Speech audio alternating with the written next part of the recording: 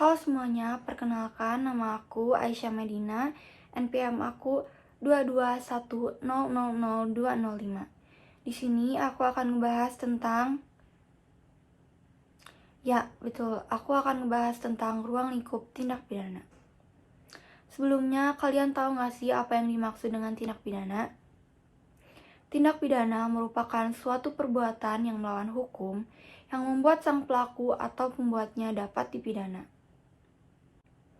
Menurut pasal 12 KUHP ayat 1, tindak pidana merupakan perbuatan yang oleh peraturan perundang-undangan diancam dengan sanksi pidana dan atau tindakan.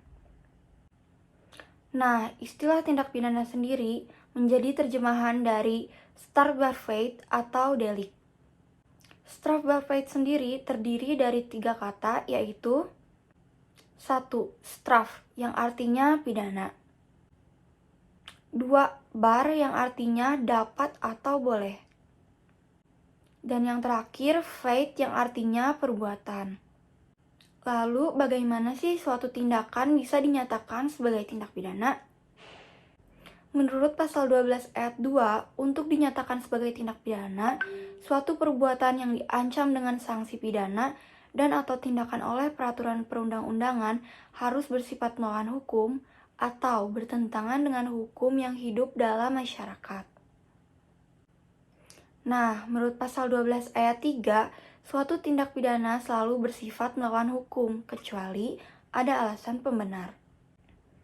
Bisa disimpulkan bahwa suatu perbuatan yang menjadi tindak pidana meliputi 1. Melawan hukum, 2. Merugikan masyarakat, 3.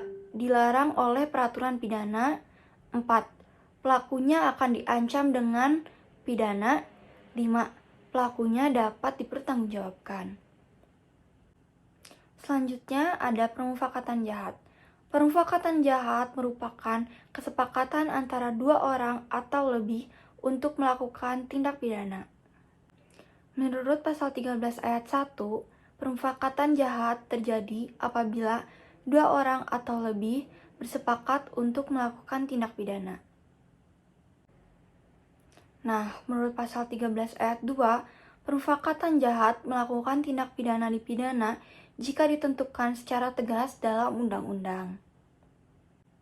Lalu, pidana untuk permufakatan jahat melakukan tindak pidana paling banyak 1/3 dari maksimum ancaman pidana pokok untuk tindak pidana yang bersangkutan.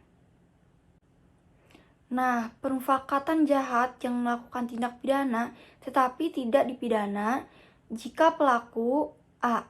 menarik diri dari kesepakatan itu, atau B. melakukan tindakan yang patut untuk mencegah terjadinya tindak pidana. Selanjutnya, persiapan dalam melakukan tindak pidana. Proses ini dilakukan untuk memastikan bahwa semua yang diperlukan ada sebelum tindakan terjadi. Hal ini termasuk membuat rencana, mengumpulkan data, dan mengatur aspek lain yang diperlukan untuk melakukan tindak pidana. Nah, menurut pasal 15, persiapan melakukan tindak pidana terjadi jika pelaku berusaha untuk mendapatkan atau menyiapkan sarana berupa alat, mengumpulkan informasi, menyusun perencanaan tindakan, atau melakukan tindakan serupa yang dimaksudkan untuk menciptakan kondisi untuk dilakukannya suatu perbuatan yang secara langsung ditujukan bagi penyelesaian tindak pidana. Selanjutnya ada percobaan dalam tindak pidana. Menurut pasal 17 ayat 1, percobaan melakukan tindak pidana terjadi jika niat pelaku telah nyata dari adanya permulaan pelaksanaan dari tindak pidana yang dituju. Tetapi pelaksanaannya tidak selesai, tidak mencapai hasil, atau tidak menimbulkan akibat yang dilarang, bukan karena semata-mata atas kehendaknya sendiri. Lalu menurut pasal 17 ayat 2, permulaan pelaksanaan sebagaimana yang dimaksud pada ayat 1 terjadi jika A. Perbuatan yang dilakukan itu diniatkan atau ditujukan untuk terjadinya tindak pidana, dan B.